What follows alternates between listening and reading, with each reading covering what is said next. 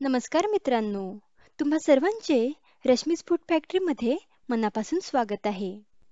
मित्रांनो, आज आपण मस्त झणझणीत पत्ताकोबीची भाजी बनवणार आहोत. चला तर मग आता आपण रेसिपीला सुरुवात करूयात. सर्वात आधी आपण 1 वाटी बेसन कढईत टाकूयात व 2 ते 3 मिनिटे लो फ्लेमवर भाजून घेऊयात. म्हणजे बेसनाचा कच्चेपणा निघून जाईल. हे भाजलेलं बेसन आपण पत्ताकोबीमध्ये सर्वात शेवटी टाकणार आहोत. इथे मी 2 ते 3 मिनिटे बेसन छान भाजून घेतलेलं आहे.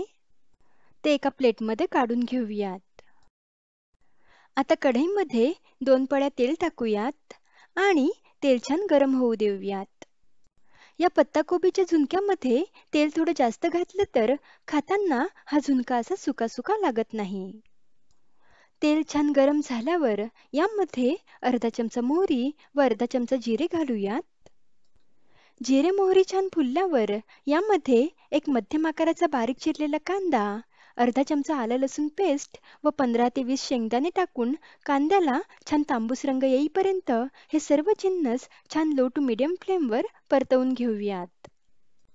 या भाजीत शेंगदाणे टाकणे ऑप्शनल आहे. पण या भाजीत शेंगदाणे टाकले तर भाजी खाताना चवीला अप्रतिम लागते. आता कांदा छान तांबूस रंगावर परतवून झाला आहे.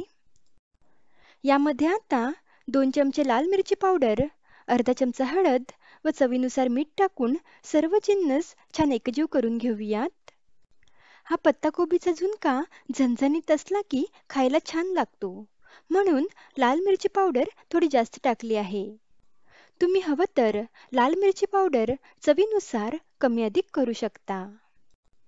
मसाले परतवून झाल्यावर यामध्ये 3 कप बारीक कापलेली पत्ताकोबी टाकूयात व मिक्स करूयात. सर्व जिन्नस व्यवस्थित एकजीव केल्यावर गॅसची फ्लेम लो करून यावर झाकण ठेवूयात व 2 मिनिटे पत्ताकोबी वाफवून घेऊयात. 2 मिनिटांनंतर झाकण काढून एकदा मिक्स करूयात व परत झाकण ठेवून 2 मिनिटे पत्ताकोबी वाफवून घेऊयात. इथे आपल्याला वाफेवर 80% पत्ताकोबी शिजवून घ्यायची आहे. म्हणून यावर झाकण ठेवायचं व मध्ये मध्ये पत्ताकोबी हलवत राहायची, म्हणजे ती बुडाला लागणार नाही.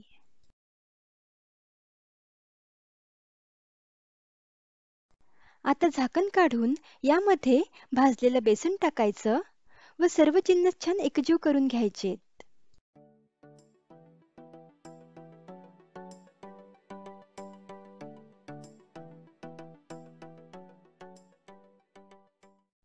सर्व जिन्नस व्यवस्थित एकजीव केल्यावर यावर अगदी थोडं असं पाणी शिंपडायचं व मिक्स करायचं. अगदी 4-5 चमचे पाणी यावर शिंपडून मिक्स करायचं, म्हणजे हा झुणका अगदी सुका होणार नाही.